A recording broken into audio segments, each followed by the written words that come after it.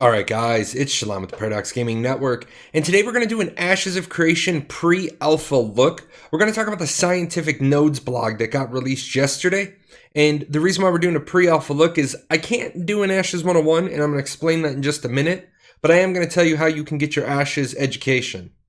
Now, I do have to say, I have to give mad credit to Margaret and Lieutenant Toast. This has been the best blog to date, in my opinion, because we got a lot of new information, but not just outright new information. There was a lot of stuff alluded to in the blog, and the blog creates a lot of questions, and questions are great.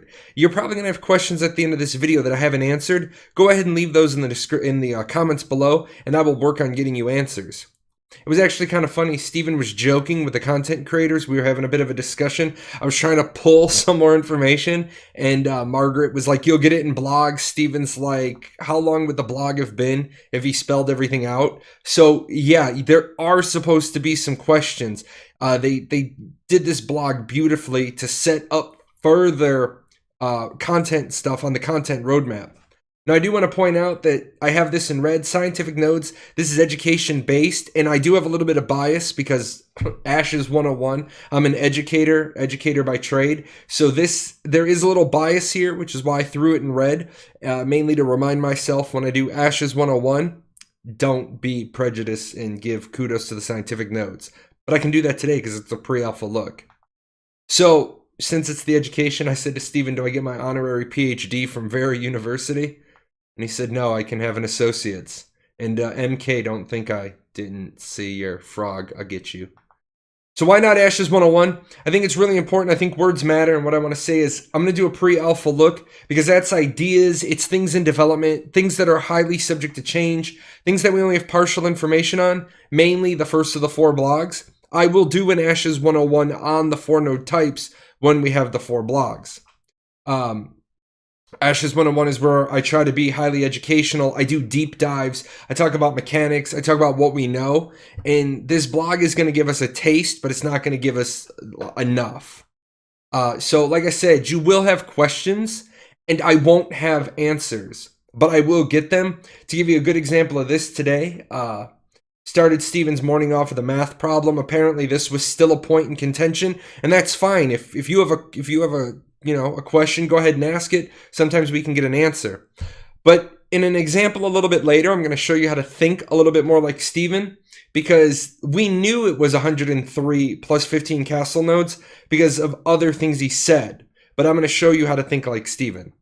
So let's get into those metros. Let's talk about the superpower ability of a scientific node at a metropolis. Now, if you're reading the blog, and if you don't have access to the blog, it's in the description below. I know a lot of people are going to say, Jay, this is the last part of what they talked about. I think this is way, way too important to put at the back of the video. So we're going to talk about the scientific superpower teleportation. Now, the thing is, this has been known for a long time. It's one of the only fast travel methods available. Big thing about Ashes of Creation, 480 square kilometer map, 100 square kilometers of underrealm. They want distance to matter. So they don't want teleports. They don't want warlock summons. They don't want gates. They don't want any of that. So a metropolis having teleportation is huge. But what we didn't know is who got to take advantage of it. So we got told that teleportation, citizens of the metropolis can teleport between the metropolis node and any nodes that are currently vassals of that metropolis.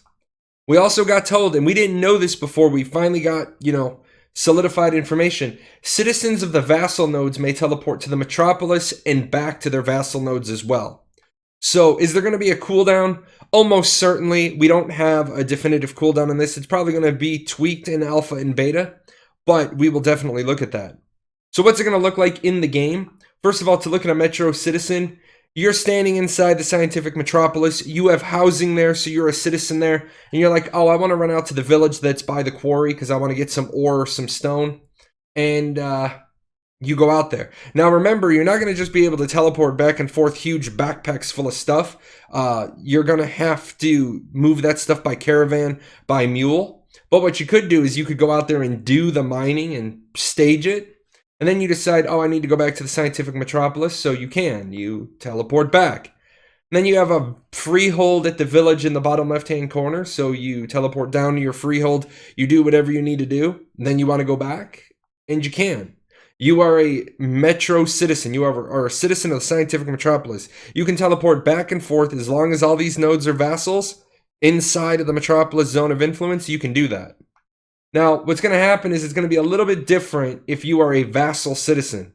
Say you are a citizen of the village in the lower left-hand corner. So you decide that you need to go up to the Scientific Metropolis for something. We'll talk about the reasons why you might go there for that specific building. And you can teleport up to the Metropolis. But the only place you can go afterwards is home. As a vassal citizen, you don't have the right to go point to point to point. You can only go there and back. Now, how do we figure out stuff like this? Well, what I want to show you is, these are the two quotes again without animation. And I want to show you to think like Steven. And Steven does drop a lot of hints. I want you to notice that you see the phrase teleport between the Metropolis node and any nodes that are currently vassals of that Metropolis, regardless of the node's stage, may teleport to the Metropolis and back. These are important little clues. Steven's not going to give us anything. He leaves us breadcrumbs. So when you start reading things, really make sure that you're absorbing them. To go back to the node count point, Steven on a number of occasions said castle nodes exist outside of the node system, so he was already giving you the answer. He just wants you to kind of go and get it. Now, when it comes to a Scientific Metropolis, but wait, there's more. And this is really kind of like the linchpin for why I didn't want to do an Ashes 101. We really need those other 3 blogs, because we knew for a long time there was going to be Airship Travel. But what we found out in the blog was that if there's 2 Scientific Metropolises in the world, then there's going to be an airship connection for all the Metro citizens and all their vassals. Now, if these nodes do go to war, then the airship travel will stop. But as you can see, you have 2 Scientific Metropolises. Put them on opposite ends of the map to try to represent distance. I didn't populate the map, but what I did show you is that these could be in different regions. I color-coded it to see you might be traveling 40, 20, 25, 30% of the world, and you're going to be doing that by airship.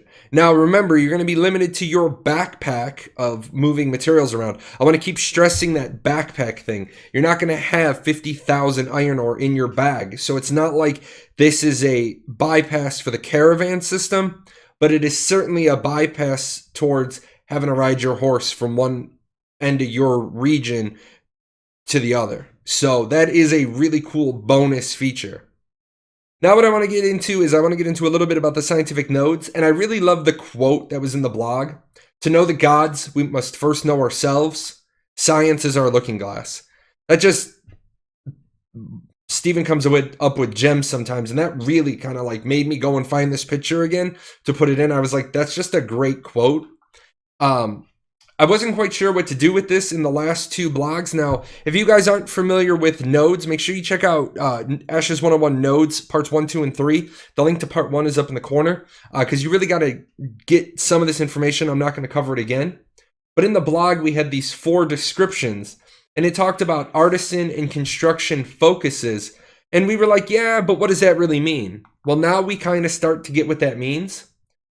You will find sprawling quest lines and rewards for crafters, gatherers, and those who seek the highest reaches of artisan knowledge. Remember, they've said on a number of occasions that the artisan system, you can never be a PvPer, but you could still be massively influential by being a crafter or a gatherer. Specialization in artisan and construction mechanics are granted through many of the NPC merchants and through the ancillary quest points within the scientific node type.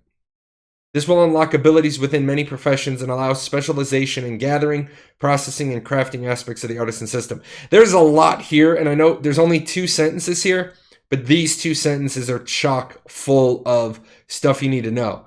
Basically what they're saying is if you want to be the best of the best of the best, Agent J, you're going to be living or visiting a scientific node, and obviously the higher the node, the better the stuff. So the big question people have been asking since the blog came out, do I have to be a citizen? And the answer is it depends. If something you need comes from the unique building, then some of those features are citizen restricted. Now, we don't specifically know if they're vassal citizen restricted or if they're node citizen restricted, and that's one of the things we're going to have to find out through alpha and beta testing and as they tweak. But there is going to be some stuff that you could travel there and not be a citizen of. So that's going to be kind of interesting. I am leaning towards that some of the stuff is going to be node citizen restricted from other things we've read, but I don't want to state that. I will try to dig out that answer when we get to the Ashes 101 version of this video. I do want to talk about those unique buildings again, and I will, shamelessly plug. Ashes 101 Part 2 is up in the corner. That's where they talk about the control the mayor has. I don't have time today to go over this entire thing again. But remember, the mayor has to build buildings on those plots. And you'll see this is another one of those you have to read it like Steven. Can be activated at level 3. I want people to realize that not every scientific node will have that unique building. You may have to oust a mayor in order to get the right buildings built. Some mayors just may waste the plots. So this is another one of those player agency, player directed. But if the mayor does, this is what you're going to end up with. You're going to end up with an educational building. Now, these next couple of slides, I'm not going to go over every bullet. You can get this stuff from the blog.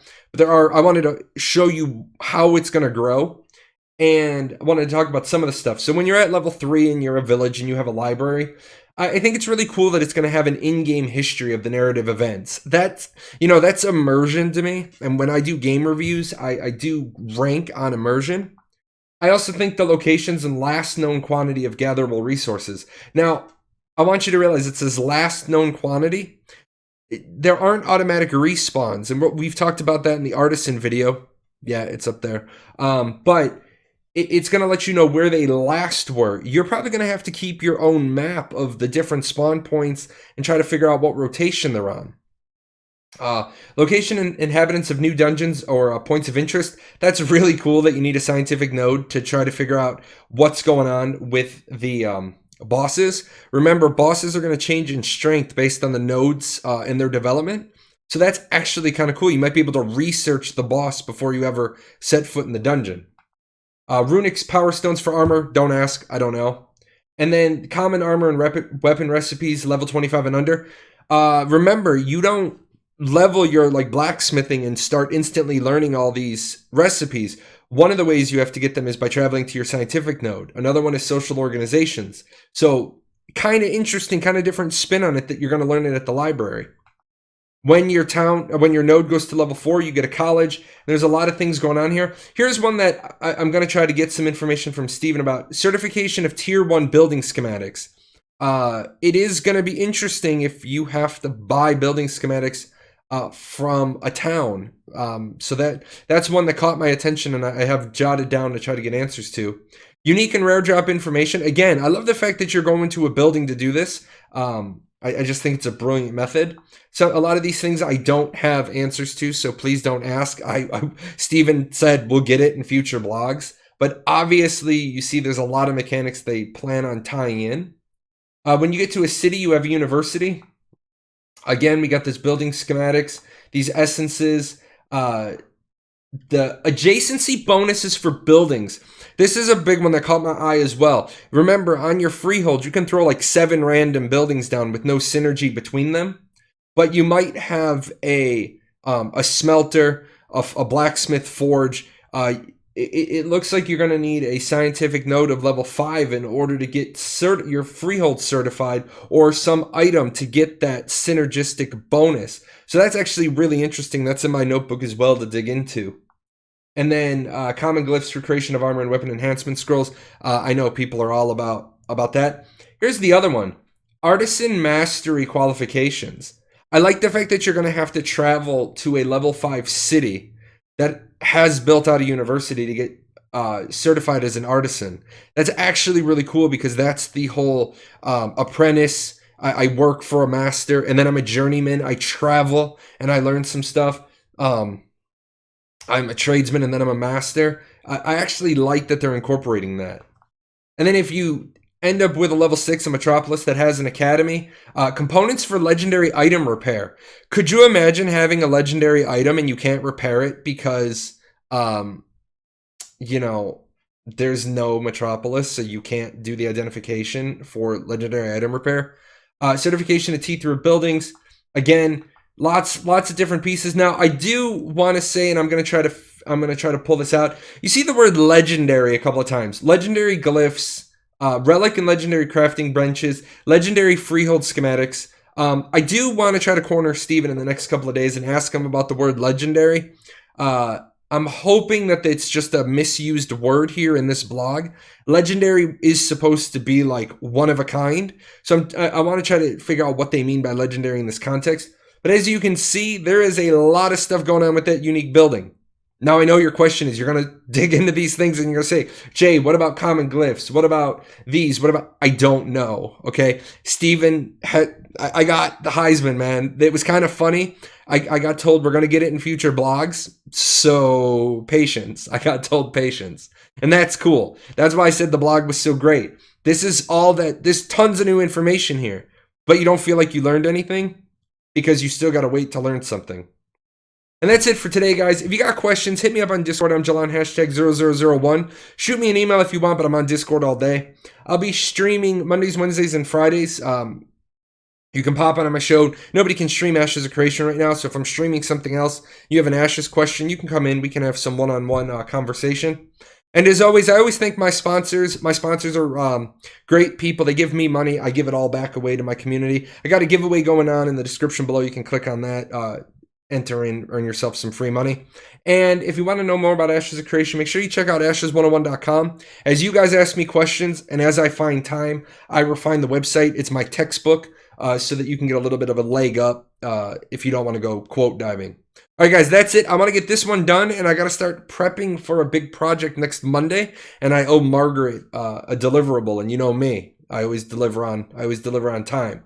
You guys take care, and I will see you after the next blog. And hopefully we can put some more pieces together. Hey, where are you going? You're not done yet. See these videos?